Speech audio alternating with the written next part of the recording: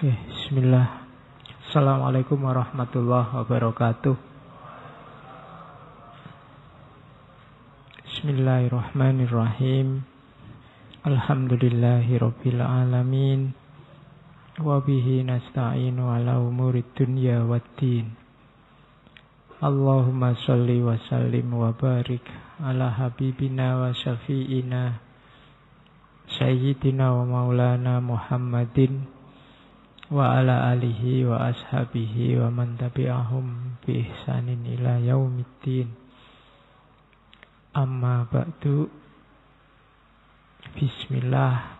Kita lanjutkan ngaji kita tentang manusia-manusia alternatif. Seperti yang saya bilang minggu lalu, hakikatnya semua pemikir yang original, semua filosof itu manusia alternatif. Semua pembaharu itu manusia alternatif. Semua pionir dalam segala bidang itu manusia alternatif. Manusia-manusia yang punya tawaran baru dari yang selama ini sudah berjalan. Bahkan para nabi, para tokoh pembaharu itu juga bagi saya manusia alternatif. Bukan manusia kerumunan yang hanya ikut saja lingkungan sekelilingnya. Malam ini kita ketemu beliau, Helena Petrovna Blavatsky, atau dikenal sebagai Madam Blavatsky. Kalian mungkin belum pernah dengar nama ini. Dengarnya mungkin hanya dari pengumuman ngaji. Ya. Terus mungkin cari-cari sedikit di Google siapa orang ini.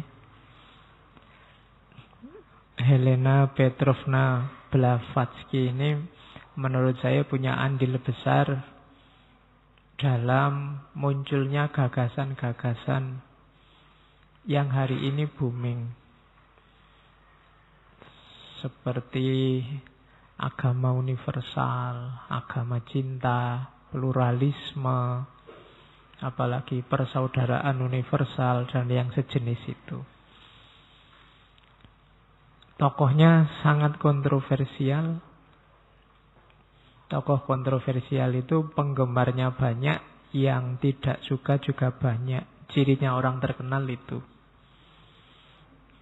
Ya, kalau hanya suka saja biasanya belum terlalu terkenal. Karena kalau keterkenalannya sudah sangat luas, itu biasanya pasti ada yang tidak suka. Maka kemarin ada yang bilang ke saya, Pak, ngaji filsafat itu suka semua kok Pak, nggak ada yang nggak suka. Oh berarti memang belum terkenal. Biasanya kalau sudah sangat terkenal itu nanti hatersnya banyak, pembenci-pembencinya banyak. Dan itu sangat manusiawi, bukan sesuatu yang aneh. Tidak mungkin manusia dengan cara fikir, cara hidup, cara perilaku yang beda-beda menyepakati satu hal yang sama. Sebenar apapun itu menurutmu. Kamu kan heran, kok ada ya orang tidak percaya Tuhan? Kalau manusia ada saja.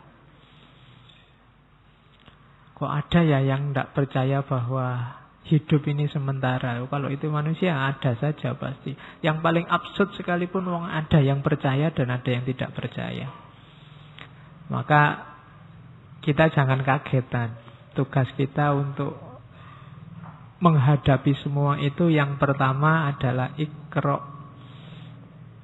Seperti yang diperintahkan pertama pada Rasulullah kan Iqra, ayo dibaca dulu. Jadi perintah pertama itu bukan syahadat, bukan sholat, tapi Iqra. Yo pastinya bukan tulisan yang dibaca, tapi realitas sekeliling kita. Nabi juga kan waktu disuruh Iqra kan tidak ada Qur'annya. Waktu Jibril bilang Iqra, Nabi kan gila jawabnya, ma'ana biqori, saya tidak bisa baca.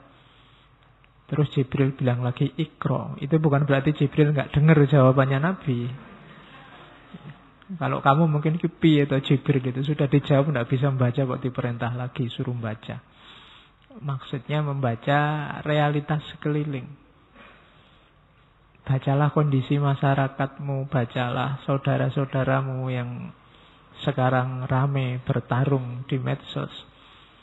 Bacalah situasi-situasi yang gawat di sekelilingmu. Itu namanya Iqra.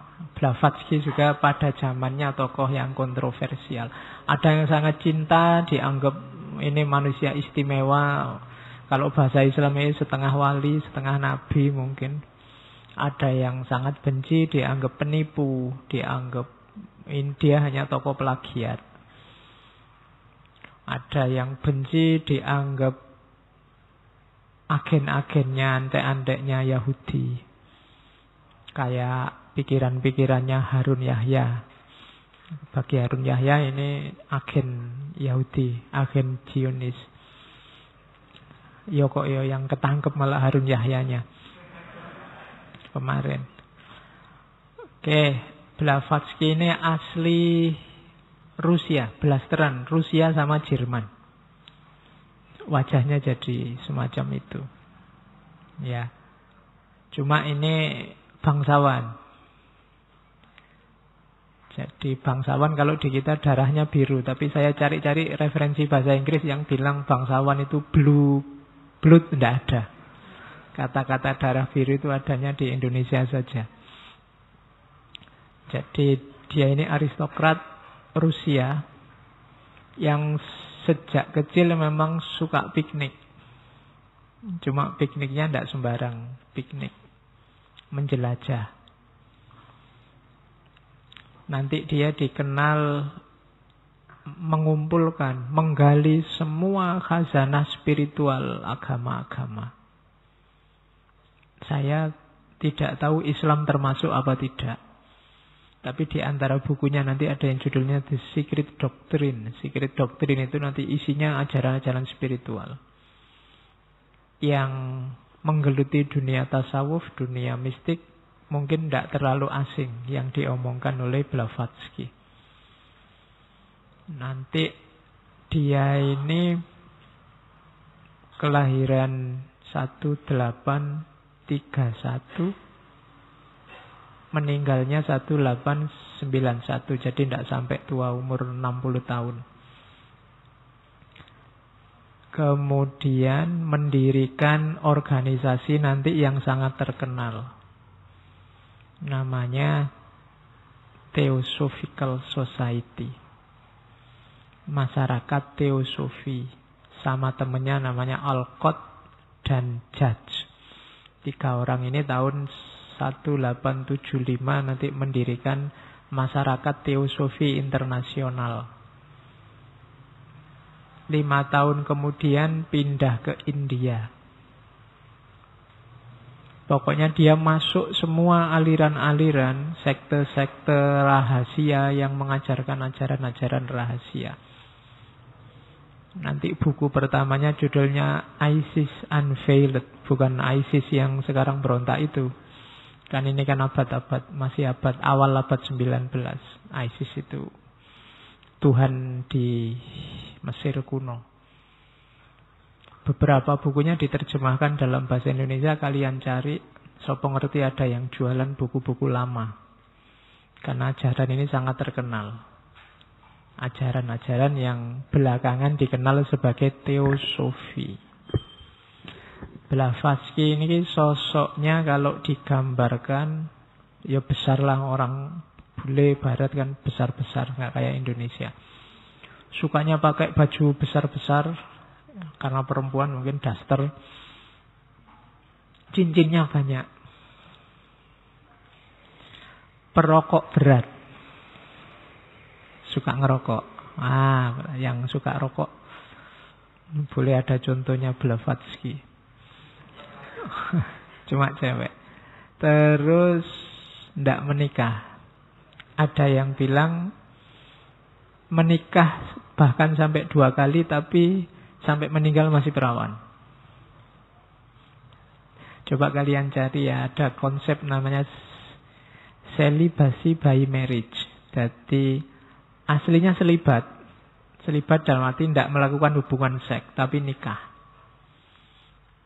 Jadi ya bayangkan ini ketok berat sekali ya. Nikah tapi tidak seks, tanpa seks. Kalau tidak nikah sekalian kan malah aneh. Tapi ini tanpa seks. Ada yang bilang begitu. Tapi ini orangnya khas. Hidupnya sangat sederhana. Kalau mau dia bisa kaya, tapi dia tidak mau. Kalau ngajar kayak gini, tidak mau kalau dibayar. Gratis. Oh itu yang saya tidak bisa niru. Ya. Kalau aku neng kampus ngajarkan ya dibayar. Oke, kalau Blavatsky tidak mau.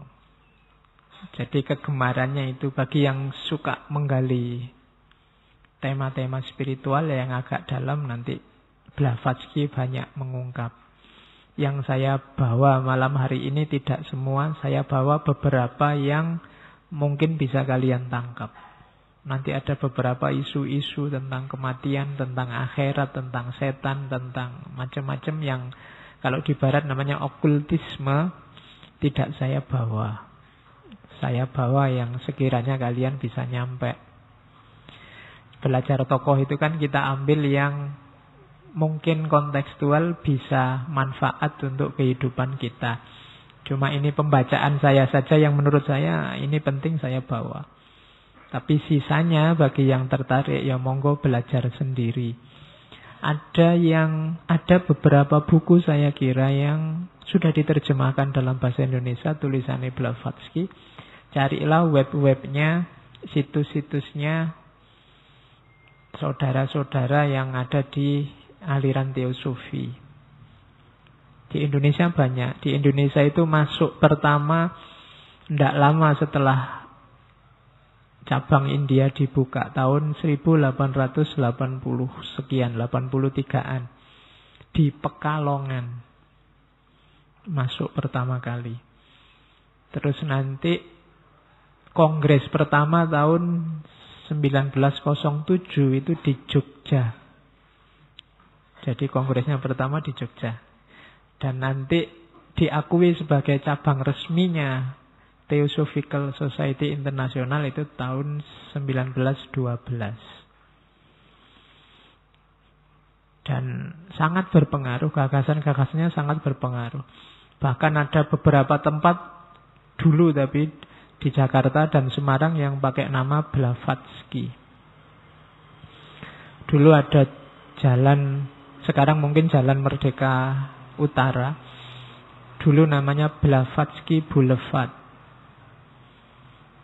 Ada juga mungkin gedung dulu namanya, gedungnya dinamai juga Blavatsky yang sekarang katanya gedung Indosat itu. Jadi terkenal. Meskipun di Indonesia juga banyak yang mencurigai. Ada yang menganggap ini bagian dari Freemasonry. Jadi ini organisasi lebih rahasia lagi. Lebih susah dideteksi. Tuduhannya macam-macam, tapi memang organisasinya agak misterius. Kapan didirikan persisnya orang debatable. Ya kalau orang Islam kan gampang nuduh pokoknya itu Zionis ngono tok. Tapi ini lebih misterius. Kayak kematiannya Kennedy itu kan dianggap Freemason. Bahkan yang kemarin kita bahas siapa? Jamaluddin Afghani termasuk Abdo itu bagi yang tidak suka dianggap agen-agennya Freemason. Ya agak susah mau misterius. Jadi ada dulu yang minta, Pak mbok bahas Freemason. Wah kalau Freemason saya nggak ngerti. Ngerti ini Remason. Ya organisasinya rahasia. Gejala-gejalanya kelihatan tapi persisnya apa orang debat. Terus lahir banyak teori-teori konspirasi. Cuma kan rumusnya ngaji ini kan tidak bahas konspirasi-konspirasi. Ada aliran apapun, gagasan apapun, ayo kita cek, kita kaji, siapa tahu manfaat. Kalau tidak manfaat ya sudah. Yang penting kita sudah tahu. Meskipun kesimpulannya kita tidak setuju. Jadi rumusnya itu. Ndak kok kamu tak ajari Blavatsky terus saya arahkan jadi kayak Blavatsky, ya ndak ada rumus begitu. Kayak belajar Nietzsche, masuk kamu tak suruh kayak Nietzsche, kan ndak. Bahwa kamu cocok dengan beberapa gagasannya Nietzsche ndak masalah. Wong yo ndak semuanya jelek, ada beberapa yang bagus. Cocok dengan beberapa gagasannya Karl Marx juga ndak masalah. Jadi malam ini kita ketemu ini, Helena Petrovna Blavatsky. Saya kasih dan teosofi biar kenal dengan istilah yang sangat terkenal namanya teosofi, dari kata-kata theos dan sofia. Kalau diterjemahkan literal itu kebijaksanaan ilahiyah. Ini satu visi dengan yang kemarin diomongkan oleh Syed Hussein Nasr, Saintia Sacra. Kalau di Syed Hussein Nasr kan masih jargonal menurut saya, belum sangat detail. Kalau di Blavatsky ini ditunjukkan terang-terangan, ini loh ajaran rahasianya itu. Jadi ajaran-ajaran yang ada menurut Blavatsky di semua agama, termasuk Islam. Nanti ini dikembangkan oleh banyak tokoh, termasuk mungkin yang kalian terkenal ada Rene Guénon, ada Fritjof Schuon yang nulis Titik Temu Agama-Agama. Termasuk gagasan yang sangat kontroversial di Indonesia tentang pluralisme agama. Oke, kita belajar pelan-pelan. Blavatsky yang jadi fokusnya spiritualitas. Ada beda antara spiritualitas dengan agama. Ini kita harus hati-hati memposisikannya. Agama itu biasanya kesannya sifatnya institusional. Karena institusional, beberapa intervensi manusia masuk, sifatnya melembaga, sehingga beragam. Beda dengan spiritualitas. Spiritualitas ini ngomong rasa kedalaman. Jadi agama-agama itu di level institusinya beragam. Tapi kalau kalian masuk ke ranah spiritual, dia semakin seragam. Sama. Contoh simpel, kaifiat sholat antar mazhab itu bisa macam-macam. Tapi ketenangan saat kamu khusyuk itu sama. Asyikmu berjumpa dengan Allah itu sama rasanya. Meskipun institusinya yang namanya sholat, kaifiat sholat, rumusnya bisa macam-macam. Ada yang pakai mazhab A, ada yang pakai mazhab B. Jadi aspek fikihnya itu religion, aspek tasawufnya lebih dekat dengan spirituality, keragaman. Makanya kalau yang bergaul ini aspek spiritual itu agama-agama tidak ribut, karena mirip semua. Kalau tidak percaya kalian sekali-sekali bikinlah perbandingan antara tasawuf dalam Islam dan mistik dalam apa. Itu nanti mirip-mirip ajarannya. Beda dengan fikihnya, ajaran ibadahnya. Peribadatannya beda-beda. Jadi kalau agama itu spesifik behavioral, social, hierarki, doktrinal karakteristik ada. Ada doktrinnya, ada hierarki sosialnya, ada perilaku-perilaku yang dituntut, itu agama. Ada sistemnya, ada authority atau leader, guru, dan seterusnya. Itu agama. Tapi semakin masuk ke dalam spiritualitas itu the sense of self. Tujuan, kedalaman, jiwa. Nah itu spiritual. Makanya ada isu besar hari ini dalam studi agama-agama yaitu spirituality without religion. Spiritualitas yes, tapi religion no. Yang tawuran-tawuran itu religion. Maka banyak orang di barat, di Indonesia mungkin 1-2 mulai jenuh dengan religion, pinginnya spiritualitas. Kayak kalau dalam Islam itu saling mendukung. Kalau kejawen itu spiritualitasnya kuat, tidak terlalu concern dengan religion. Digarap batinnya, kedalamannya. Nah, kalau di Islam lahir batin, batinnya beres, lahirnya juga beres. Syariat, hakikat. Semuanya dijalani lewat thariqat. Sehingga nanti puncaknya ketemu ma'rifat. Itu kalau dalam Islam di kita. Nah, Blavatsky dan kawan-kawan ini bergerak di ranah spiritualitas. Makanya dia menyimpulkan agama-agama itu sebenarnya cabang dari pohon yang sama. Jadi untuk diingat-ingat ini biar tidak kalau ranah spiritualitas kalian nilai dengan religion, nanti mesti melenceng. Tidak cocok. Hasilnya mesti ini orang sesat, orang kafir, orang murtad masuk neraka. Itu idiom-idiom religion.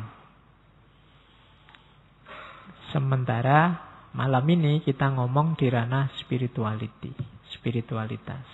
Oke. Isu-isu ini, isu-isu spiritualitas, isu-isu teosofi hari ini, kalau kalian belajar filsafat, khususnya filsafat mistik, tentang spiritualitas, namanya New Age. Atau New Spirituality. Spiritualitas baru atau era baru. Diasumsikan datangnya teosofi, Blavatsky dan kawan-kawan ini melahirkan gelombang baru dalam perilaku keberagamaan manusia. Kalau di Indonesia yang dianggap tokoh New Age misalnya, dulu ada, sekarang mungkin jarang muncul, Bapak Anand Krishna yang terus kena kasus itu. Nah, itu tulisan-tulisannya kan semua agama beliau bahas. Cuma bukan fikihnya, aspek spiritualnya. Nah, kajian-kajian semacam ini namanya New Age. Kalau kalian nanti mau mendalam di situ, cobalah Google pakai keyword New Age. Awas keliru. Keluarnya mesti spiritualitas, bukan grup band apa nama sandal. Kalau sandal kan bukan New Age, tapi New Era. Yo karepe padha.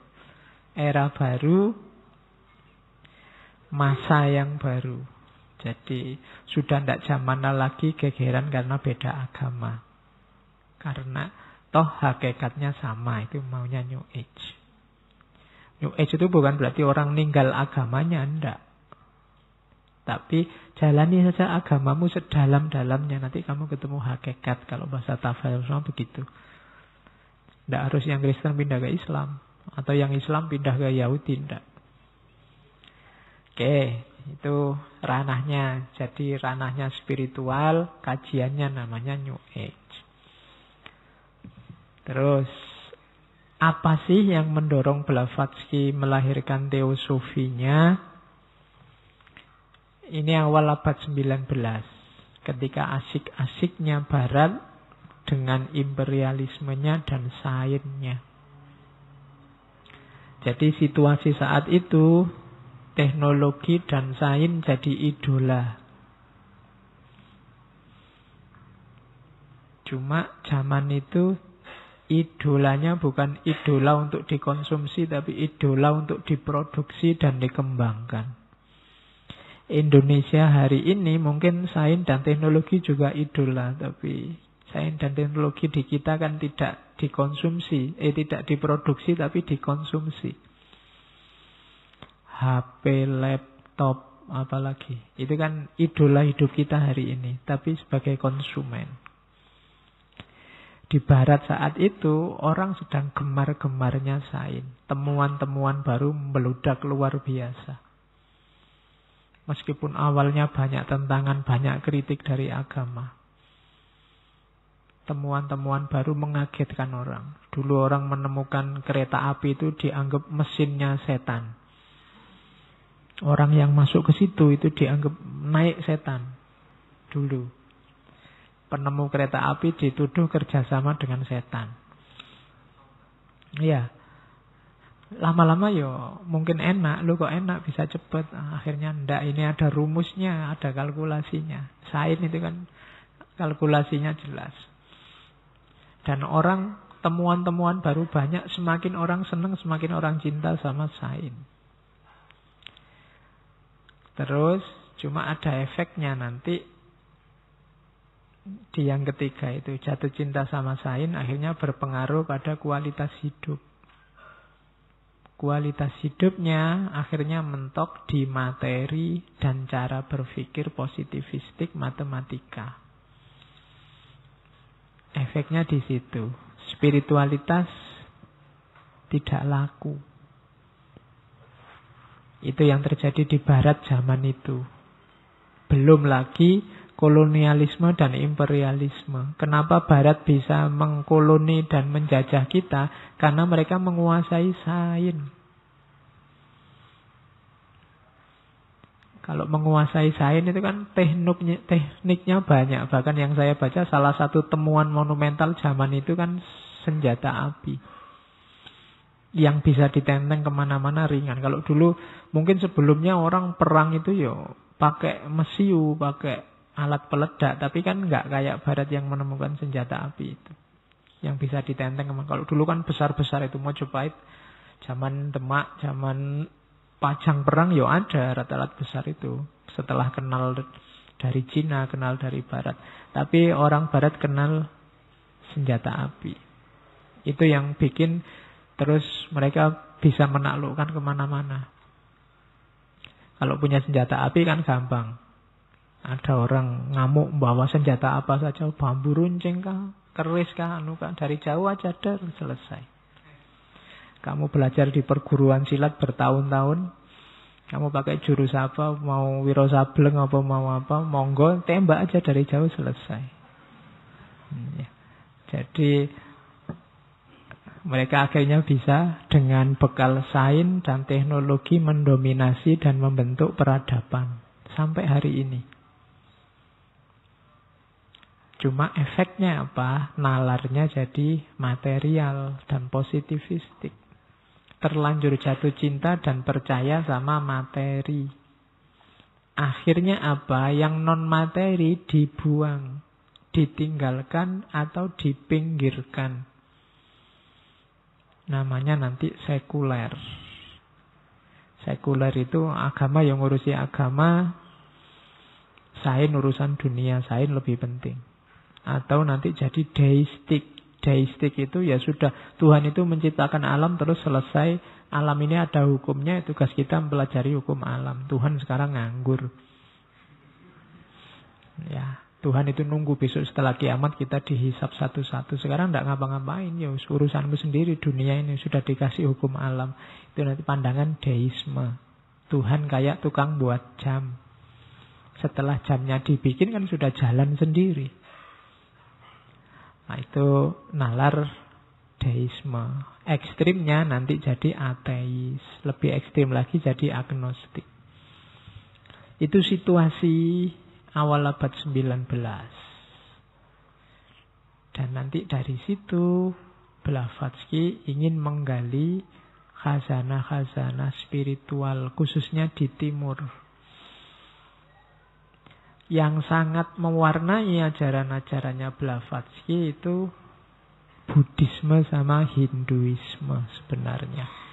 Makanya ajarannya Blavatsky itu sering disebut Neo-Hinduisme.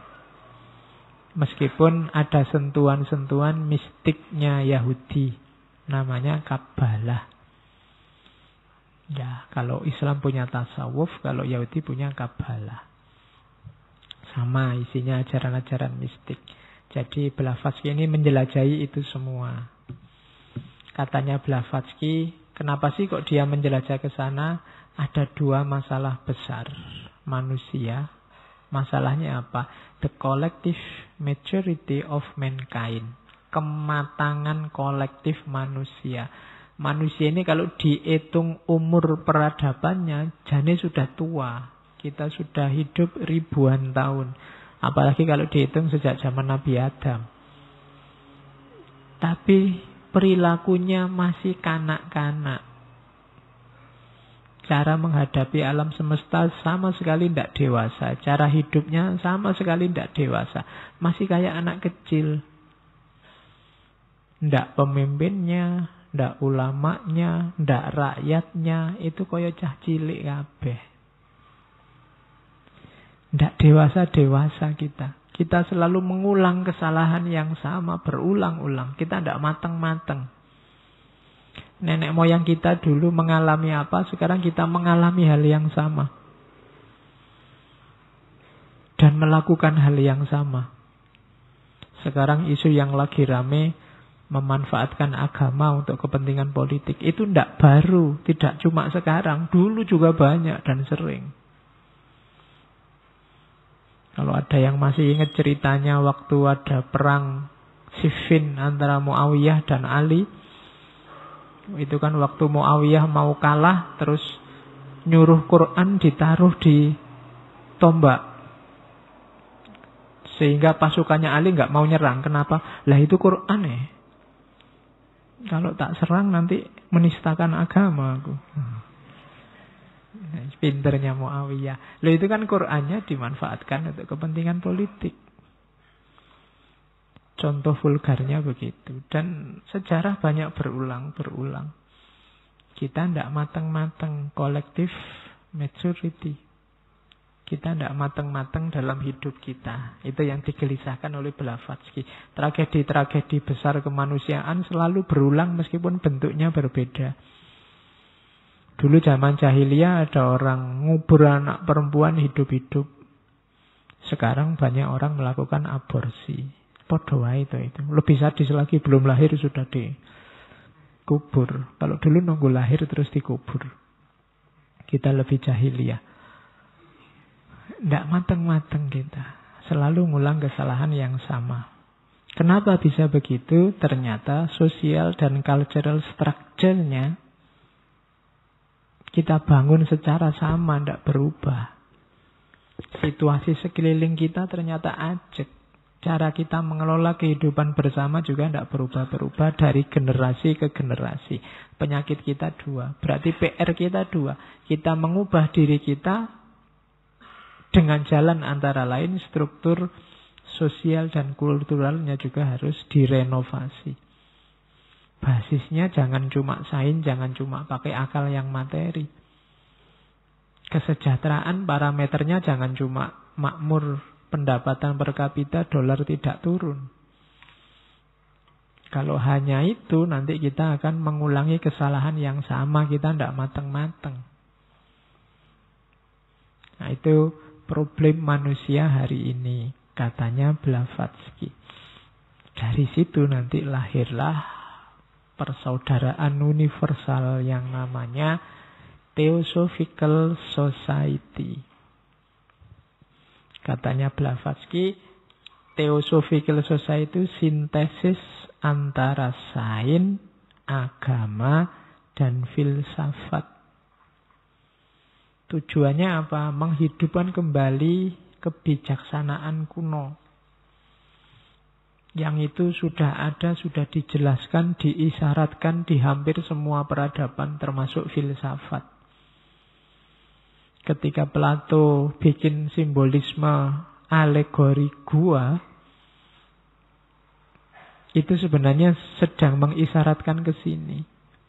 Bahwa gambar yang sejati itu bukan gambar yang muncul di dinding gua, tapi yang sejati yang ada di luar gua. Kalau kita hanya nonton gambar yang di dinding gua, kita hanya ketemu bayangan. Itu sebenarnya isyarat untuk menemukan yang sejati.